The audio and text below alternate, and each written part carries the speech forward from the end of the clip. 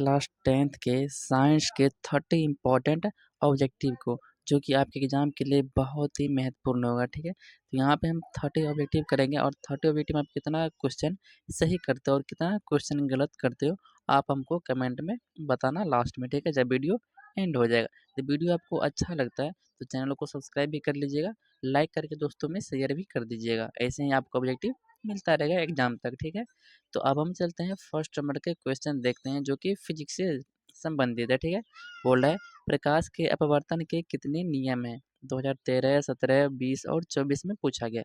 तो 4 साल का क्वेश्चन क्या है, रिपीट है, तो इम्पोर्टेंट इसको ध्यान रखना। प्रकाश का परावर्तन हो या फिर अपवर्तन हो, दोनों के दोनों दो ही नियम है, ठीक है। तो ऑप्शन हमारा यहाँ पे क्या हो जाएगा, ए राइट आंसर हो जाएगा, ठीक है। अब चलते हैं क्वेश्चन नंबर 2 पे। क्वेश्चन नंबर 2 है हमारा, विभवांतर मापने वाले यंत्र का क्या नाम है। विभवांतर जो मापते हैं हम किस यंत्र से मापते हैं। देखो ये भी 3 साल में रिपीट क्वेश्चन किया गया है। तो किससे मापते हैं, तो वोल्ट मीटर से, ठीक है। तो आंसर आपका क्या हो जाएगा यहाँ पे, बी राइट आंसर हो जाएगा, ठीक है। विभवांतर किससे मापते हैं, वोल्ट मीटर से। क्वेश्चन नंबर 3 है हमारा, NaOH क्या है, 2 वर्षों में पूछा गया, रिपीटेड क्वेश्चन है। तो NaOH क्या है, ये एक क्षार है, ठीक है। क्षार क्षार का पीएच मान कितना होता है, तो हमेशा 7 से अधिक होता है। अम्ल का मान हमेशा 7 से कम होता है। और शुद्ध जल का पीएच मान कितना होता है, तो 7 होता है। यदि शुद्ध जल में आप करंट प्रवाहित करोगे तो करंट प्रवाहित नहीं होता है, इसको भी आपको याद रखना है। क्वेश्चन नंबर 4 है हमारे पास, दांतों का इनामेल किससे बना होता है, तो वो होता है कैल्शियम फॉस्फेट से बना होता है। आंसर हमारा क्या हो जाएगा, सी राइट आंसर हो जाएगा। चलते हैं क्वेश्चन नंबर 5 पे। क्वेश्चन नंबर 5 पे हमारा, हीलियम कैसा तत्व है। तो हीलियम कैसा तत्व है, तो अक्रियशील तत्व है, ठीक है। इसी को निष्क्रिय तत्व भी बोलते हैं, तो उसको भी आपको ध्यान में रखना है। तो हीलियम कैसा है, अक्रिय बोले या फिर निष्क्रिय बोले, दोनों में से जो रैंडम ऑप्शन रहेगा हम वहाँ पे टिक करेंगे। लेकिन फिलहाल हमारा आंसर क्या हो जाएगा यहाँ पे, बी राइट आंसर हो जाएगा। अब चलते हैं क्वेश्चन नंबर 6 है हमारा, मनुष्य में वृक्क किससे संबंधित है।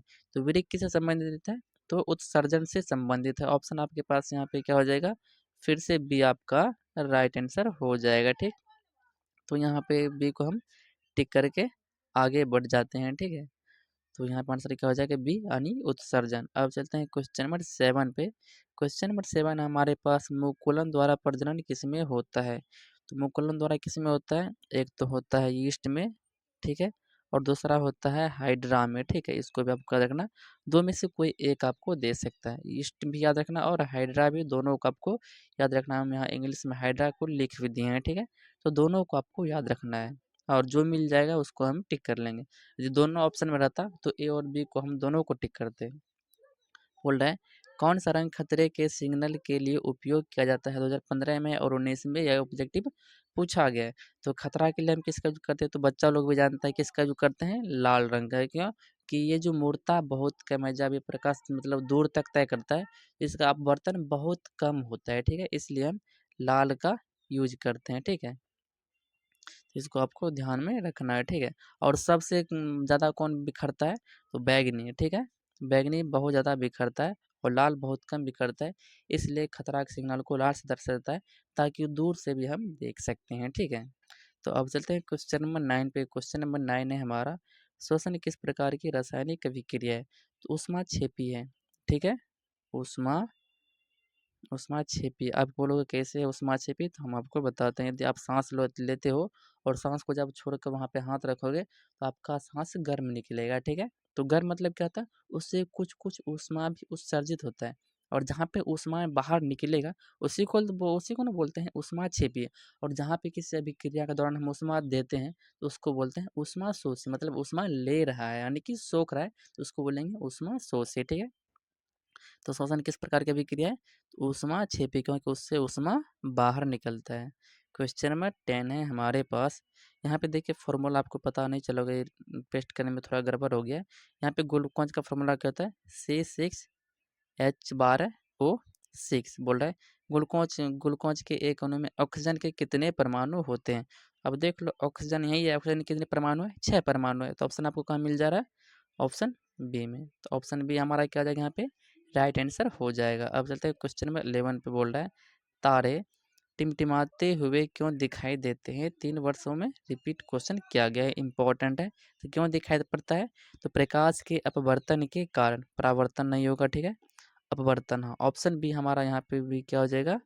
राइट हो जाएगा। अब चलते हैं क्वेश्चन नंबर 12 पे। क्वेश्चन नंबर 12 हमारे पास, प्रतिरोध का ऐसा मात्रक क्या होता है? 2 वर्षों में रिपीट है। तो प्रतिरोध का जो मात्रक होता है वो होता है ओम, ठीक है? ओम, और इंग्लिश में इसको ले तो OHM। ओम्स लॉ को भी आपको याद कर लेना है। ओम्स लॉ कहाँ? तो 2 नंबर में पूछा जाता है और 5 नंबर में भी पूछा जाता है। 5 नंबर में जब पूछेगा तो ग्राफ से दर्शाना भी है और उसको बड़ा करके लिखना है, अच्छे से समझाना है। 2 नंबर पूछे तो बस उसका नियम शॉर्ट सा छोटा-सा लिख देना है 2 नंबर में, ठीक? तो यहाँ पे हम आप चलते हैं किस पे? क्वेश्चन नंबर 30 पे। तो क्वेश्चन नंबर 30 है हमारा, कौन सी गैस वैश्विक ऊष्मन, ठीक है? मतलब ग्लोबल वार्मिंग के लिए उत्तरदायी है। उसके लिए कौन उत्तरदायी है? तो CO2 है, ठीक है? CO2 यानी कार्बन डाइऑक्साइड। आपका आंसर कहाँ हो जाएगा? सी ऑप्शन में राइट हो जाएगा। चलते हैं क्वेश्चन नंबर 14 पे।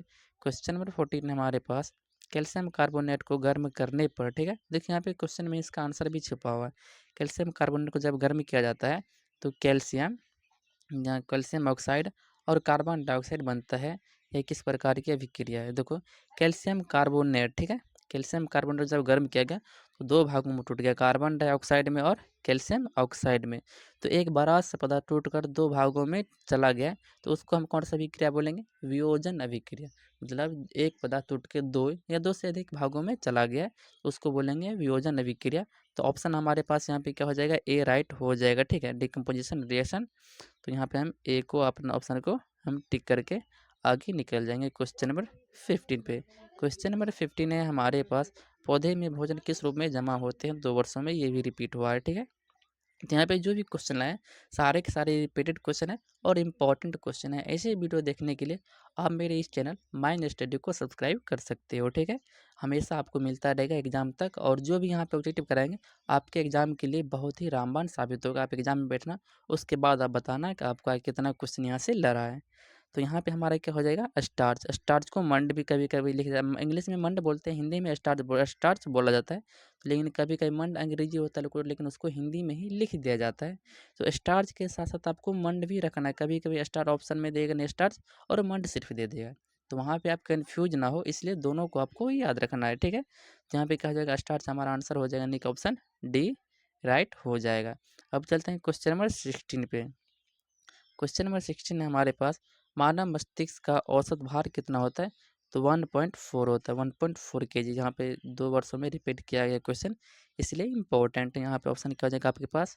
बी ऑप्शन राइट हो जाएगा। चलते हैं क्वेश्चन नंबर 17 पे। क्वेश्चन नंबर 17 है हमारे पास, निम्नलिखित में से कौन आहार श्रृंखला का निर्माण करता है? देखो, घास को गेहूँ नहीं खाता, ये तो गलत है 1 नंबर का, ठीक है? ए, घास को बकरी खाता है, ठीक है? घास को बकरी और बकरी को मानव। तो ऑप्शन हमारा यहाँ पे बी फिर से राइट हो जाएगा, ठीक है?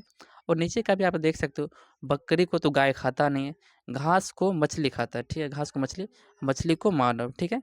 तो यहाँ पे घास को मछली, सॉरी यहाँ पे ये भी नहीं होगा, ठीक है?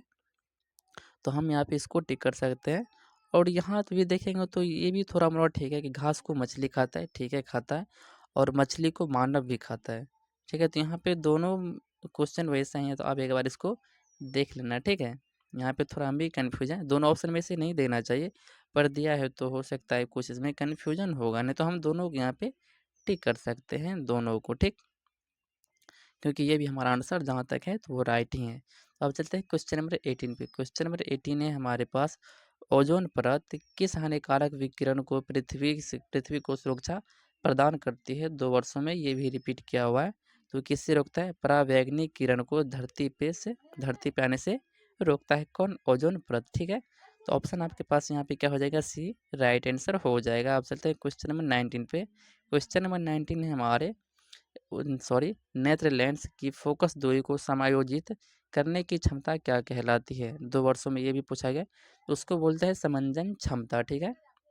तो ऑप्शन आपके पास ए राइट हो जाएगा, ठीक है? अब चलते हैं क्वेश्चन नंबर 20 पे। क्वेश्चन नंबर 20 है हमारे पास, शुद्ध जल का पीएच मान कितना होता है? आपको ऊपर में बताया था कि शुद्ध जल का पीएच मान कितना होता है, ठीक है? कितना होता है? तो 7 होता है, 7, यानी आंसर हमारा क्या हो जाएगा? ऑप्शन बी राइट आंसर हो जाएगा। अब चलते हैं क्वेश्चन नंबर 21 पे। 21 का क्वेश्चन बोल रहा है क्लोरोफिल वर्णक का रंग कैसा होता है, 2002 वर्षों में पूछा गया। तो क्लोरोफिल किस रंग का होता है, तो वो होता है हरा रंग का, ठीक है। और क्लोरोफिल में क्या पाया जाता है, कौन सा था, तो मैग्नीशियम पाया जाता है, इसको भी आपको याद रखना है। तो यहाँ पे हम टिक करेंगे ऑप्शन ए को, ठीक है। अब चलते हैं क्वेश्चन नंबर 22 पे। क्वेश्चन नंबर 22 है हमारे पास, एक हॉर्स पावर बराबर होता है, कितना वाट के बराबर होता है, 746 वाट के बराबर होता है, ठीक है। 746 वाट के बराबर होता है, ये भी क्या इंपॉर्टेंट है, इसको ध्यान में रखना है, ठीक है। अब देखते हैं क्वेश्चन नंबर 23, कौन सा हार्मोन पत्तियों को मुरझाने के लिए उत्तरदायी है, तो एब्सिसिक एसिड, ठीक है। ऑक्सिन है, जिबरेलिन है, साइटोकाइनिन है, नहीं एब्सिसिक एसिड यहाँ पे आंसर हो जाएगा, ठीक है। एब्सिसिक एसिड ऑप्शन हमारे पास क्या हो जाएगा, डी राइट आंसर हो जाएगा। चलते हैं क्वेश्चन नंबर 24 पे। 24 क्वेश्चन बोल रहा है कि सरलतम हाइड्रोकार्बन क्या है, तो वह है मीथेन, ठीक है। मीथेन क्या है, तो सरलतम हाइड्रोकार्बन, इसका फॉर्मूला होता है CH4, ठीक है। एक कार्बन के साथ 4 हाइड्रोजन जुड़ा हुआ होता है सिंगल बॉन्ड के साथ। तो अब चलते हैं क्वेश्चन नंबर 25 बोल्ड है, निकट दृष्टि दोष को दूर करने के लिए किस लेंस का उपयोग किया जाता है, तो निकट दृष्टि में किसका उपयोग करते हैं, तो अवतल लेंस का। दूर दृष्टि दोष में उत्तल लेंस का, दोनों का आपको याद रखना है, ठीक है। यहाँ पे हमारा आंसर क्वेश्चन के अनुसार आंसर हमारा हो जाएगा बी, ठीक। वही दूर दृष्टि दोष रहा तो हम किसको टिक करते हैं, ऑप्शन ए को। तो अब चलते हैं क्वेश्चन नंबर 26 है हमारा, विद्युत फ्यूज विद्युत धारा के किस सिद्धांत पर कार्य करता है, 2 वर्षों में पूछा गया है, तो उसमें प्रभाव पे कार्य करता है, ठीक है।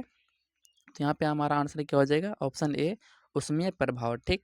उसके बाद चलता है हम क्वेश्चन नंबर 27 पे। 27 क्वेश्चन हमारे पास, आयोडीन की कमी से कौन सा रोग होता है, 2 वर्षों में ये भी पूछा गया है। तो आयोडीन की कमी से घोंघा रोग होता है, और उसी को देखिए घोंघा का अंग्रेजी क्या होता है, ग्वाइटर, ठीक है। कभी कभी ग्वाइटर को हिंदी में ही लिख दिया जाता है। एक क्वेश्चन ऐसे और बना था कि ग्वाइटर अथवा घेघा रोग किससे पनपता है, तो ये किससे नमक से, तो ऐसे भी आपसे पूछा जा सकता है। ग्वाइटर किसका नाम है, घेघा रोग का ही अंग्रेजी नाम है ग्वाइटर, ठीक है। तो इसको हिंदी में ही लिख दिया जाता है ग्वाइटर। तो दोनों को जैसे ध्यान, जैसे कि लीवर, यकृत का इंग्लिश क्या होता है, लीवर, लेकिन हिंदी में ही लीवर लिख दिया जाता है। तो उसी टाइप से इसमें भी क्वेश्चन बन सकता है। तो इसको ध्यान में रखना ताकि आपको दिक्कत ना हो एग्जाम में। तो हमारा यहाँ पे आंसर क्या हो जाएगा, ऑप्शन बी राइट हो जाएगा। आयोडीन की कमी से कौन सा रोग होता है, तो घेघा रोग। ऐसे बोल देगा कि घेघा अथवा ग्वाइटर किससे पनपता है, तो आयोडीन की कमी से, इसको भी आप टिक कर सकते हो। तो अब देखते हैं क्वेश्चन नंबर 28 नंबर का क्वेश्चन है हमारे पास, मानव मृदा में निषेचन कहाँ होता है। हम एक क्वेश्चन को पहले भी आपको करवाए थे, ठीक है। निषेचन कहाँ होता है, फिलोपियन ट्यूब में, मतलब फिलोपियन नलिका में। ऑप्शन आपके पास सी राइट आंसर हो जाएगा। आप चलते हैं क्वेश्चन नंबर 29 पे। 29 नंबर का क्वेश्चन बोल रहा है, सॉरी देखिए इसमें कुछ रिएक्शन लिखा हुआ, हम फिर से इसको लिख दे रहे हैं। यहाँ पे बोल रहा है जिंक है प्लस में क्या है, CuSO4, ठीक है। और रिएक्शन करके क्या बनाया है, जब रिएक्शन हुआ तो कॉपर बना, और साथ में क्या बना है, सॉरी कॉपर नहीं, हाँ उससे पहले क्या है, जिंक सल्फेट। तब यहाँ पे देखो जिंक यहाँ पे अकेला था, और यहाँ कॉपर किसके साथ, SO4 सल्फेट के साथ जुड़ा हुआ था। अगले पल में जब रिएक्शन हुआ तो जिंक सल्फेट के साथ तो आ गया, लेकिन कॉपर जो सल्फेट के साथ जुड़ा हुआ था उसको मार पीट के भगा दिया। तो ये कौन सा अभिक्रिया, विस्थापन अभिक्रिया। यहाँ जिंक कॉपर को क्या किया, हटा दिया, यहाँ से मार करने की विस्थापित कर दिया, और उसका जगह कौन ले लिया, तो खुद जिंक ले लिया, ठीक। तो यहाँ पे कौन सा अभिक्रिया, ये विस्थापन अभिक्रिया। टाइपिंग करने में थोड़ा मिस्टेक यहाँ पे हो गया है, ठीक है, इसलिए हम इसको यहाँ पे लिख दिए। तो हम यहाँ पे किसको टिक करेंगे, वियोजन अभिक्रिया, सॉरी वियोजन है, विस्थापन अभिक्रिया को, कि डिस्प्लेसमेंट रिएक्शन को। ऑप्शन हमारे पास यहाँ पे क्या हो जाएगा, बी राइट आंसर हो जाएगा। अब चलते हैं क्वेश्चन नंबर 30 पे। क्वेश्चन नंबर 30 है हमारा, पृथ्वी पर सूर्य का मुख्य स्रोत क्या है, 2015 में पूछा गया, और ये मोस्ट इंपॉर्टेंट ऑब्जेक्टिव है और सबसे आसान भी है, ठीक है। तो कौन सा सूर्य है जो है पृथ्वी का सबसे बड़ा ऊर्जा का मुख्य स्रोत है, कौन, सूर्य यानी कि सन। ऑप्शन हमारे पास क्या हो जाएगा, सी राइट आंसर हो जाएगा, ठीक है। तो यहाँ पे हमने टोटल कितने क्वेश्चन देखे हैं, टोटल 30 क्वेश्चन देखे हैं। तो इसमें आप कितना क्वेश्चन सही किए हो, ये आपको हमको कमेंट में आपको बताना है, ठीक है, कितना क्वेश्चन सही क्यों।